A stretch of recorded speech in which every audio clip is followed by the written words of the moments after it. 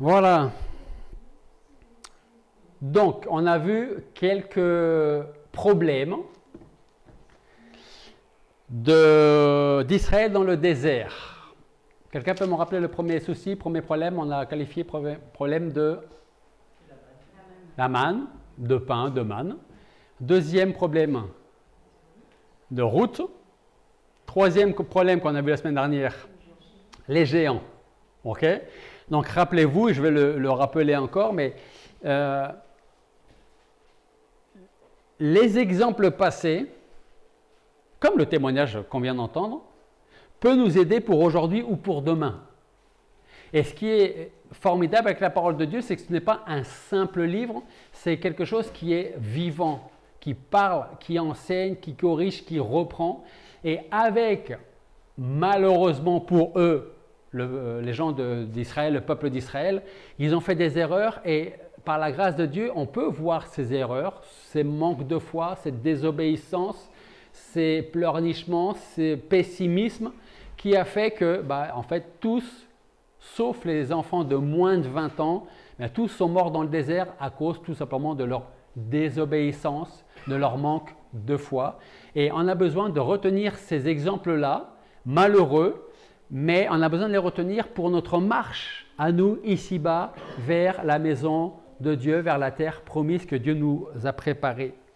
Donc, ce matin, pour terminer cette petite série qu'on a commencé il y a quelques semaines, je ne vais pas cette fois-ci vous parler de problèmes, mais plutôt de bénédictions.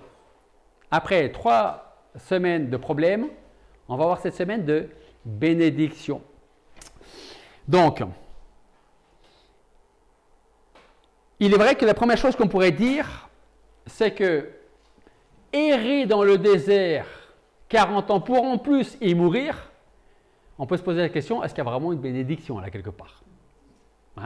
On sort d'un pays où on était esclave, asservi, on part avec la joie, la foi, en force, avec beaucoup de richesses, pour en fin de compte mourir dans le désert. Parce qu'au début, ce n'est pas ce qui était prévu quand Israël a quitté l'Égypte. Et peut-être que s'ils savaient ce qui allait se passer dans le désert, peut-être qu'ils auraient préféré continuer à rester en Égypte. On part sur cette idée parce que combien de fois les Israélites ont dit à Dieu à travers Moïse, à travers Aaron, mais pourquoi Dieu nous a fait sortir d'Égypte? Pourquoi nous ne sommes pas morts en Égypte, ou pourquoi nous sommes en train d'errer dans ce désert? Dieu avait guidé ce peuple jusqu'aux portes de Canaan, comme on l'a vu la semaine dernière. Et ce sont ces enfants qui devaient entrer, et comme on l'a vu la semaine dernière, ce sont ces mêmes enfants, alors quand je parle d'enfants, enfants et adultes, les enfants de Dieu, qui ont refusé d'y entrer parce qu'ils ont eu peur des géants. Et à cause de ça, ils sont repartis dans le désert, et ce sont les enfants, les moins de 20 ans, qui allaient hériter de la terre promise. Ils ont refusé tous de rentrer, à l'exception de 3 hommes qui ont voulu croire en la promesse de Dieu. Et les autres ont refusé la promesse de Dieu qui disait « La terre que vous voyez là-bas, c'est chez vous. Allez-y, je vais m'occuper de tout. Allez-y. » Donc ces gens-là, à cause de ces gens-là, les voilà repartis dans un désert stérile. Et c'est là que je vais commencer ce dernier message de la série. Comment allait-il survivre dans le désert? On va prier juste avant. Père Céleste, nous voulons te remercier parce que nous avons déjà vu pendant 3 semaines Israël dans le désert, les bénédictions qu'ils ont reçues et qu'ils ont vite oubliées. Nous avons vu les problèmes qu'ils ont rencontrés, leurs plaintes, leurs gémissements, leur pessimisme. Et pourtant, tu as toujours été là, auprès d'eux. Alors Seigneur, nous voulons te demander de parler dans nos cœurs ce matin, de nous disposer favorablement, que nous puissions être attentifs à ta parole, à ton enseignement, que tu continues de transformer les cœurs, d'agir dans les vies de ceux qui ne te connaissent pas, Seigneur, que ce soit ce matin ou à travers Internet plus tard, Seigneur. Merci pour ton salut en Jésus-Christ, ce salut si précieux. Merci pour ta parole vivante et efficace. Merci parce que nous sommes là dans ta maison et nous pouvons t'écouter et t'entendre ce matin. Alors merci de nous aider à retenir et, comme on l'a dit, à mettre en pratique ta parole. Et c'est en ton nom que nous te prions. Amen. Donc, Israël retourne dans le désert. Très certainement, ils ont dû se poser les questions suivantes. Comment allons-nous survivre dans ce désert? Comment allons-nous trouver un chemin sans aucun panneau indicateur? Comment allons-nous subvenir à nos besoins? Il n'y a pas un seul commerce dans le désert. Qui va s'occuper de nos vêtements, de nos chaussures? La réponse est très simple. Dieu était présent. Regarde avec moi Deutéronome chapitre 29, versets 1 à 6. Deutéronome chapitre 29, versets 1 à 6.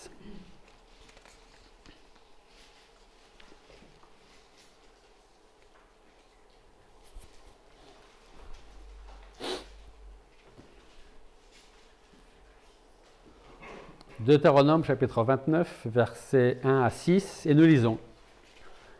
Ce sont ici les paroles de l'alliance que l'Éternel commanda à Moïse de traiter avec les enfants d'Israël au pays de Moab, outre l'alliance qu'ils avaient traitée avec eux en Horeb. Moïse appela donc tout Israël et leur dit, « Vous avez vu tout ce que l'Éternel a fait sous vos yeux, dans le pays d'Égypte, à Pharaon, et à tous ses serviteurs, et à tout son pays. Les grandes épreuves que tes yeux ont vues, ces grands signes et miracles. Mais l'Éternel ne vous a point donné jusqu'à ce jour un cœur pour connaître, ni des yeux pour voir, ni des oreilles pour entendre. Et je vous ai conduit 40 ans dans le désert sans que vos vêtements ne soient usés sur vous, sans que ton soulier ne soit usé sur ton pied. Vous n'avez point mangé de pain, ni bu de vin, ni de boisson forte, afin que vous connaissiez que je suis l'Éternel, votre Dieu. » Donc, Israël retourne dans le désert. Personne n'avait jamais précédé les enfants d'Israël dans le désert pour leur frayer un chemin. Ils ne suivaient aucune empreinte sur le sol, au sol. Ils n'avaient aucun point de repère. Et quelque part, je pense que parfois, nos vies peuvent ressembler à ça. On est perdu en tant que chrétien ou même en tant que non-chrétien. On est perdu, on ne sait pas où aller, on n'a pas de panneau indicateur qui nous dit voici la route que tu dois prendre, voici le chemin que tu dois emprunter. Personne forcément qui était devant nous pour dire suivez-moi, suivez-nous, c'est par là qu'il faut aller. Beaucoup aujourd'hui errent, du verbe errer, sans savoir où aller très exactement. Et ça se retrouve dans le monde chrétien également. Chacun suit son propre chemin, comme nous le dit Ésaïe. Ils n'ont pas de repère. Tout autour d'eux semble aller de travers. Et ces mêmes personnes cherchent un guide, une aide, un secours, mais sans jamais rien trouver, parce qu'ils ne cherchent pas comme il faut chercher. Ils ne cherchent pas là où il faut chercher. Ils ne trouvent pas généralement parce qu'ils cherchent en l'homme quelque chose qui pourrait les aider à vivre leur vie. Beaucoup aimeraient trouver un sens et un but à leur vie. Qu'est-ce que je fais ici-bas sur cette terre? Est-ce que j'ai un but? Pourquoi est-ce que je suis là? Ces mêmes personnes n'ont jamais entendu ces paroles de Jésus-Christ qui leur dit « Moi, Jésus-Christ, je suis le chemin, la vérité et la vie. Tu es perdu, je suis le chemin. Tu as l'impression d'être mort, je suis la vie. Tu as l'impression que tout le monde te ment, je suis la vérité. »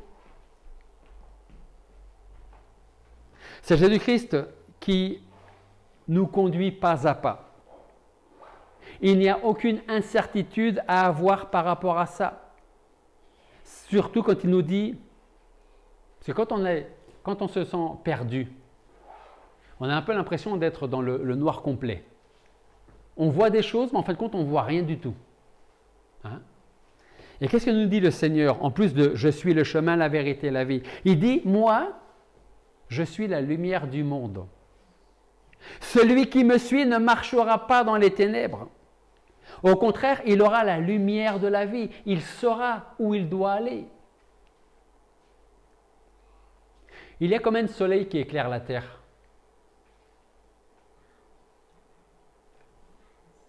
Un seul. Est-ce qu'on a besoin d'un deuxième? Non. C'est exactement la même chose avec notre Seigneur Jésus-Christ. Il est la lumière qui est venue dans le monde. Il apporte la lumière.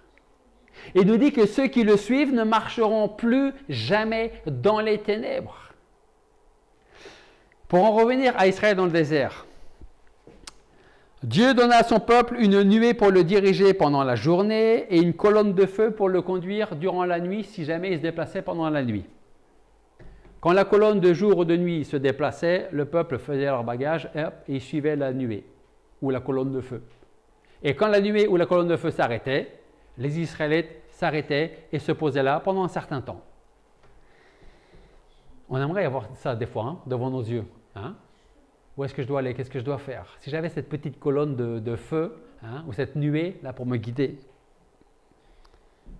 Ce qui est intéressant, c'est que le peuple ne savait pas à l'avance quand ils devaient sortir, se lever, prendre leur bagage et partir. Et ils ne savaient pas non plus quand ils devaient s'arrêter et où ils devaient aller.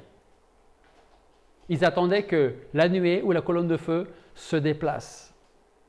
C'est Dieu qui faisait avancer le peuple. Et durant ces 40 années dans le désert, je dirais qu'Israël a été à l'école de Dieu. Israël a appris beaucoup de choses. Et on va voir avec à peu près 4 points, je crois, ce que Israël a appris et ce que nous, en tant que chrétiens, nous pouvons aussi apprendre. Et si vous dites, et moi je vais apprendre quelque chose, que je ne suis pas chrétien, vous allez apprendre aussi quelque chose si vous avez les oreilles ouvertes. Qu'est-ce qu'il a appris premièrement? Donc, c'est le peuple, mais c'est valable pour nous également. Premièrement, il a appris que dans les moments difficiles, les moments de crise, il devait faire totalement confiance à Dieu et non pas aux hommes. La parole de Dieu nous dit en Philippiens chapitre 4, versets 6 et 7. Vous voulez regarder ce passage avec moi? Philippiens chapitre 4, versets 6 et 7.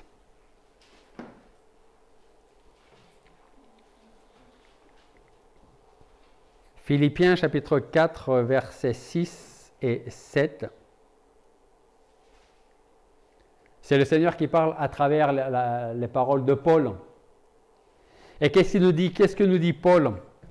Il dit, ne vous inquiétez de rien, mais en toute occasion, exposez vos demandes devant Dieu par des prières, des supplications, avec des actions de grâce, et la paix de Dieu qui surpasse toute intelligence gardera vos cœurs et vos pensées en Jésus-Christ. En fait, vous savez comment nous pourrions lire ce passage, ce verset? Nous pourrions le lire ou le comprendre de cette façon-là. Ne vous souciez de rien. Priez pour tout et soyez reconnaissants pour n'importe quoi. C'est un peu comme ça qu'on pourra résumer ce verset, ce passage. Ne vous souciez de rien, priez pour tout et soyez reconnaissants pour n'importe quoi. Parce qu'en effet, le meilleur moyen de ne se soucier de rien, c'est de prier pour tout. Remettons nos prières entre les mains de Dieu et laissons-le faire.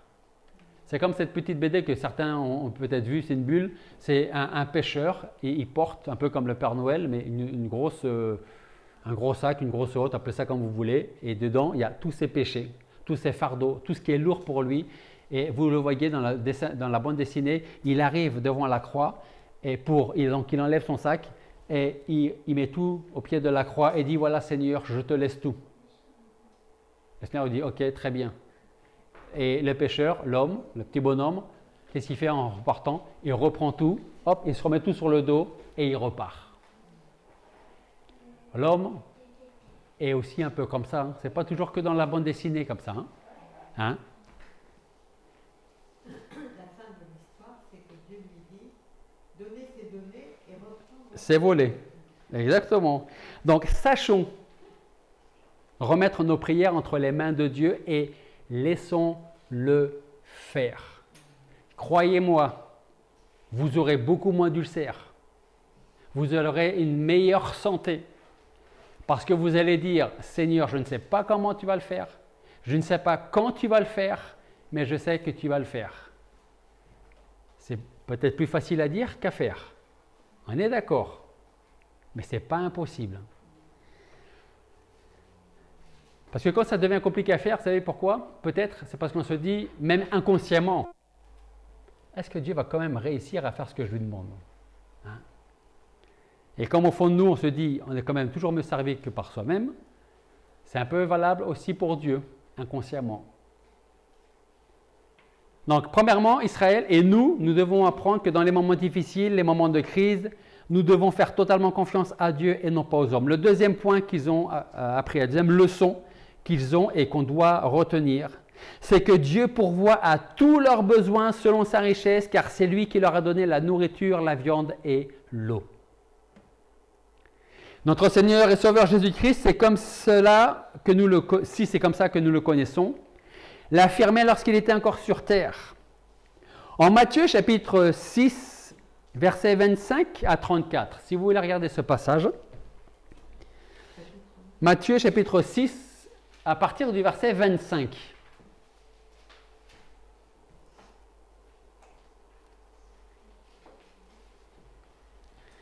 Matthieu chapitre 6 à partir du verset 25.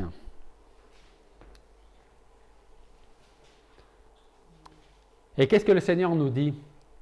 Il dit, regardez les oiseaux de l'air. Ils ne sèment pas, ils ne moissonnent pas, ils n'amassent pas dans les greniers, et votre Père Céleste les nourrit. N'êtes-vous pas beaucoup plus qu'eux? Et qui est-ce entre vous qui, par son souci, puisse ajouter une coudée à sa taille? Pour ce qui est du vêtement, pourquoi en êtes-vous en souci? Observez comment les lys des champs croissent, ils ne travaillent ni ne filent. Cependant, je vous dis que Salomon même, dans toute sa gloire, n'a pas été vêtu comme l'un d'eux. Si donc Dieu revêt ainsi l'herbe des champs qui est aujourd'hui et qui demain sera jetée dans le feu, ne vous revêtira-t-il pas beaucoup plus aux gens de petite foi? Verset 31. Ne soyez donc pas en souci disant, qu'est-ce qu'on va manger? Qu'est-ce qu'on va boire? Qu'est-ce qu'on va mettre sur nous? Car ce sont les païens qui recherchent toutes ces choses. Et votre Père Céleste sait que vous en avez besoin de toutes ces choses-là. Alors cherchez premièrement le royaume de Dieu, sa justice, et toutes ces choses pour lesquelles vous vous inquiétez vous seront données au-delà même de ce que vous attendez, de ce que vous espérez. Verset 34, ne soyez donc pas en souci pour le lendemain, car le lendemain aura souci de ce qui le regarde. À chaque jour suffit sa peine. La nourriture et le vêtement, Dieu nous les a promis, on peut les attendre.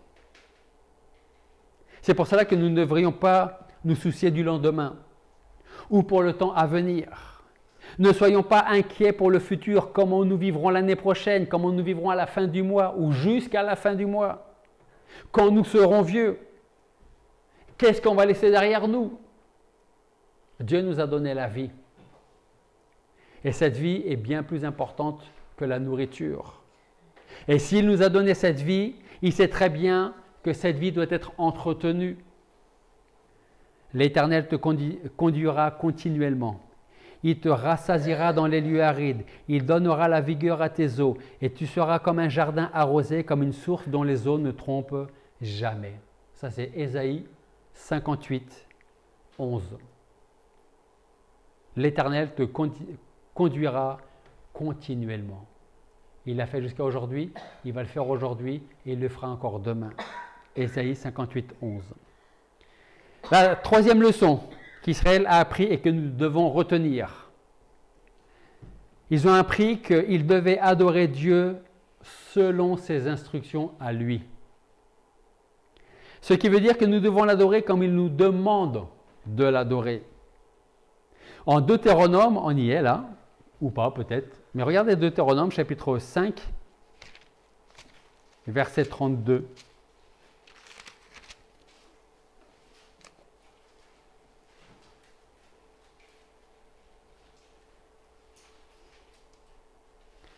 Deutéronome 5, 32.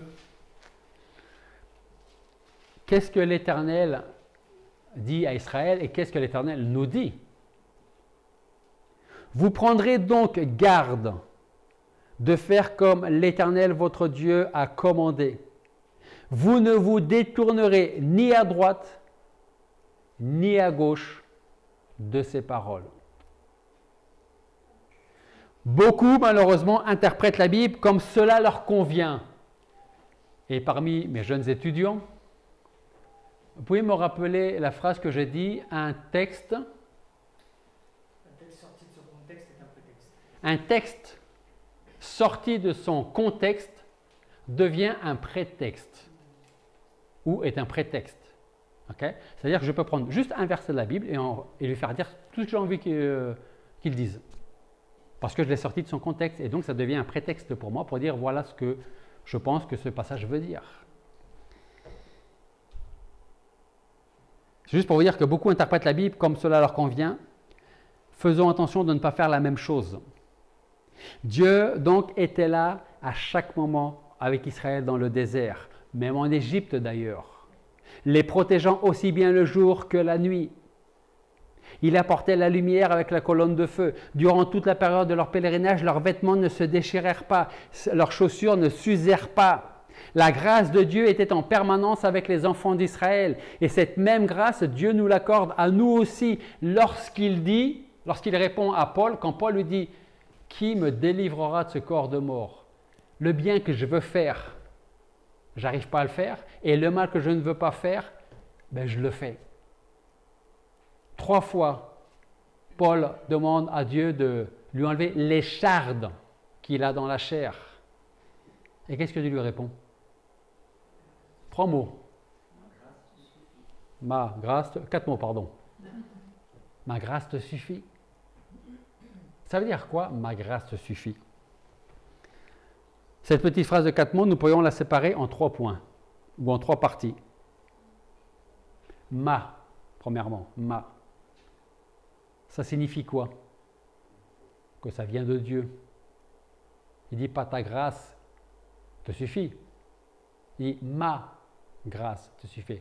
Premièrement, signifie que cela vient de Dieu. Grâce. C'est quoi une grâce? C'est plus qu'un cadeau, une grâce. En règle générale, une grâce, c'est quoi? En règle générale.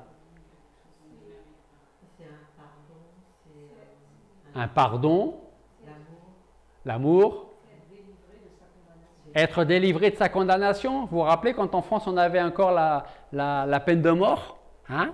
La seule chose qui pouvait éventuellement éviter aux condamnés de passer par la guillotine, c'était la grâce présidentielle. Il n'était pas obligé de le faire, mais il pouvait.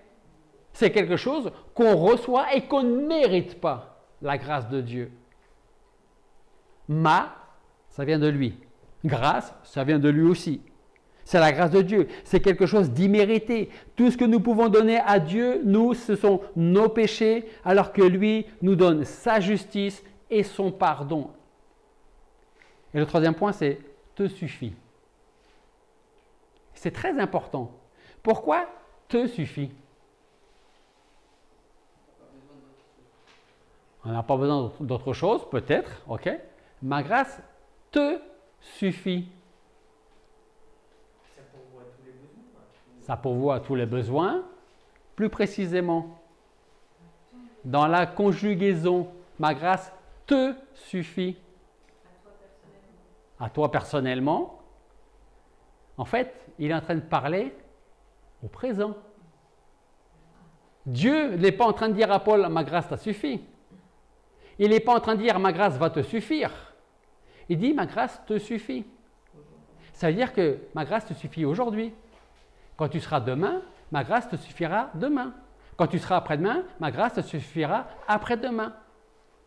Ma grâce te suffit. À chaque jour suffit sa peine, Paul. À chaque jour suffit sa peine. Dieu pourrait nous dire ici. Et aujourd'hui, ma grâce te suffit. T'embête pas pour demain. Tu ne sais même pas si tu seras là demain. Hein?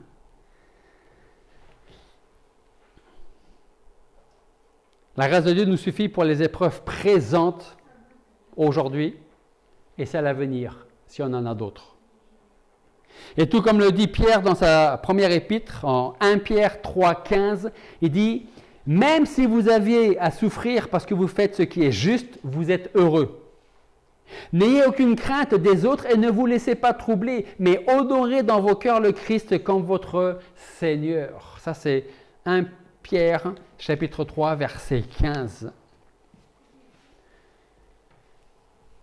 Je vous dis souvent qu'on a besoin d'être des témoignages vivants pour ceux qui nous entourent, ceux avec qui on travaille, nos voisins, notre famille, nos proches. Et d'une certaine manière, nous sanctifions Dieu devant les autres quand notre conduite les invite et les encourage à le glorifier et à l'honorer et même à le rechercher. Si quelqu'un qui vous est proche et qui vous voit vivre votre vie chrétienne n'a pas envie, n'a pas le désir de rechercher Dieu, c'est que peut-être il y a un problème dans votre témoignage. Hein? Par contre, si dans votre témoignage, vos proches sont en train de se dire, en fin de compte, il ou elle continue, malgré les épreuves, malgré les difficultés, c'est qu'il y a peut-être quelque chose, elle a peut-être ou il a peut-être quelque chose que moi je n'ai pas. Et ce serait intéressant de savoir ce qu'il a ou ce qu'elle a que moi je n'ai pas.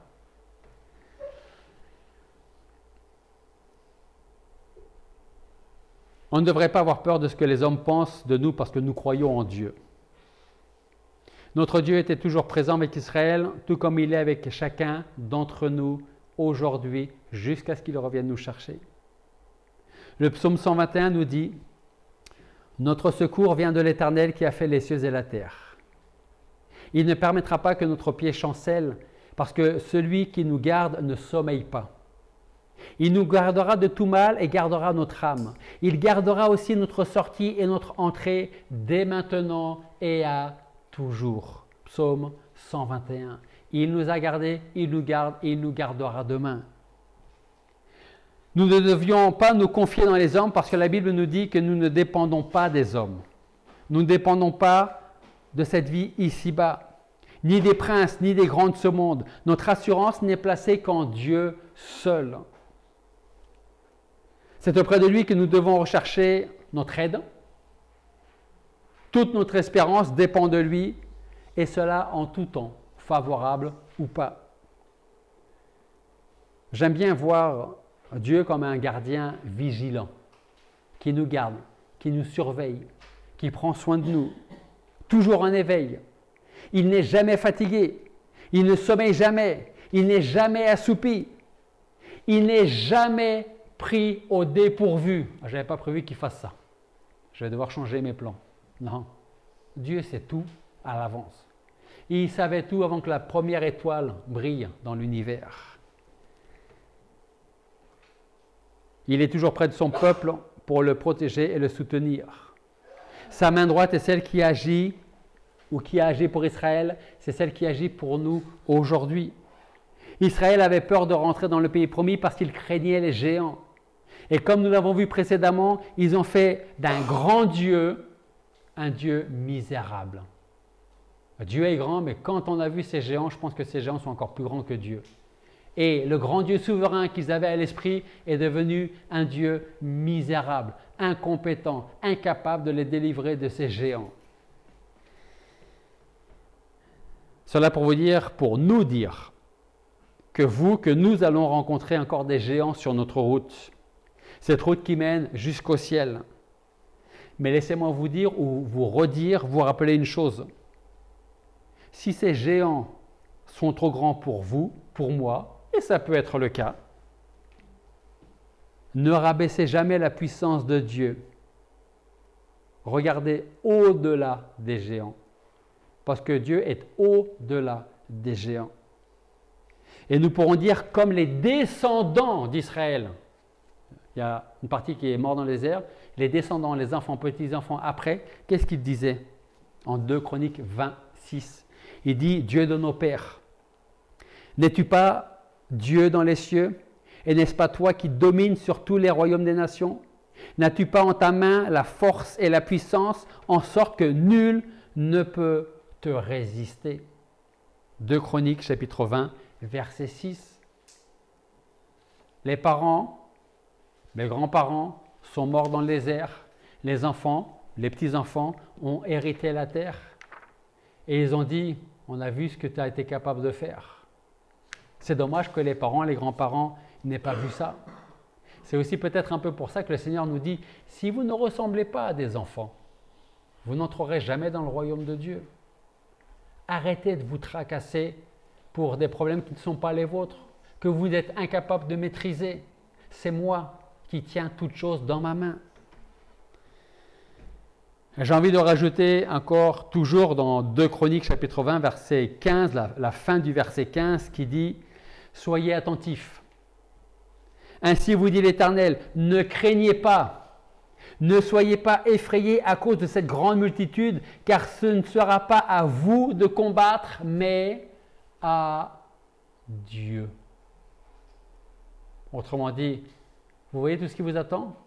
Ah, effectivement, si vous étiez tout seul, sans Dieu, ça risquerait de vous faire tout drôle. Mais Dieu est là. Et ce n'est même pas vous qui allez combattre, c'est Dieu qui va combattre pour vous. Un des derniers points que je voudrais soulever, c'est le fait que Dieu a toujours été là également pour nous sauver. Par sa grâce, Dieu nous a réclamés pour être à lui.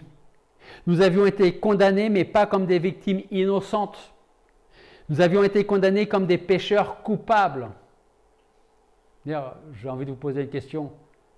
Qui pense ne pas être pécheur? Hein?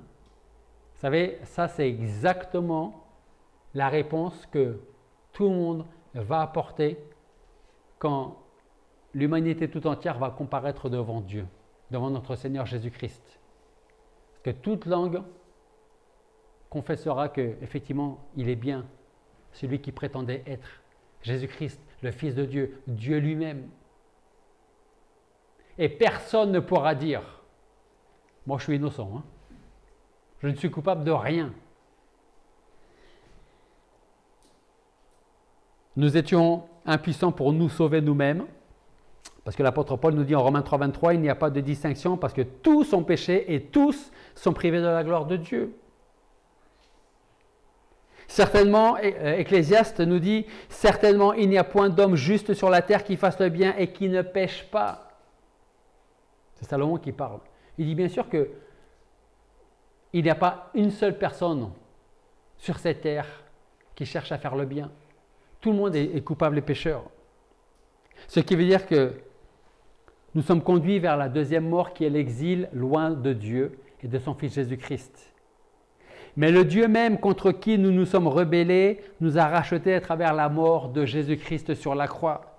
Et si Jésus-Christ a souffert la mort de la croix, c'est afin que nous puissions être réconciliés avec Dieu. Alors là, vous allez peut-être me dire, oh, je l'ai complètement perdu. Oui, il m'a perdu, je ne sais plus ce qu'il est en train de me dire. Je pourrais traduire ça ou le dire d'une autre manière. C'est, est-ce que vous êtes en règle avec Dieu?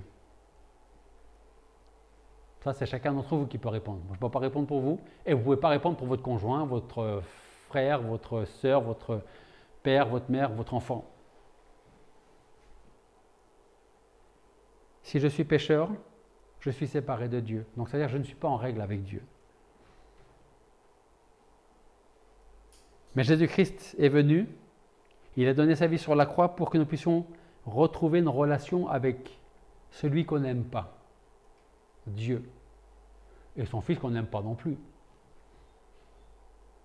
Parce que si la Bible nous dit qu'il n'y a pas de distinction parce que tous sont péchés sont privés de la gloire de Dieu, ce verset ne s'arrête pas là. Ce verset nous dit par la suite qu'ils sont justement justifiés gratuitement par sa grâce, par la rédemption qui est en Jésus-Christ. Ça veut dire quoi? Comme je disais à Nicolas, la Bible s'explique par la Bible. Et si on ne comprend pas bien ce passage de Romains 3, 23 et 24, eh bien celui d'Éphésiens chapitre 2, versets 8 et 9 qui dit « Nous sommes sauvés par la grâce, par le moyen de la foi, et cela ne vient pas de vous, c'est le don de Dieu, ce n'est pas par les œuvres, afin que personne ne se glorifie. »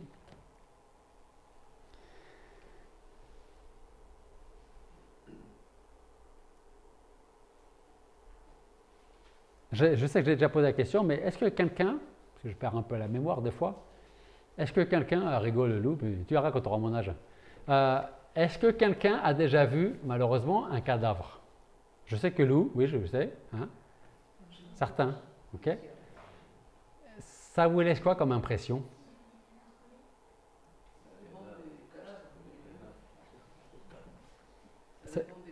Ah, alors, ça dépend des cadavres. Alors, un cadavre propre, qui est cadavre depuis une journée, qu'est-ce que ça vous fait comme...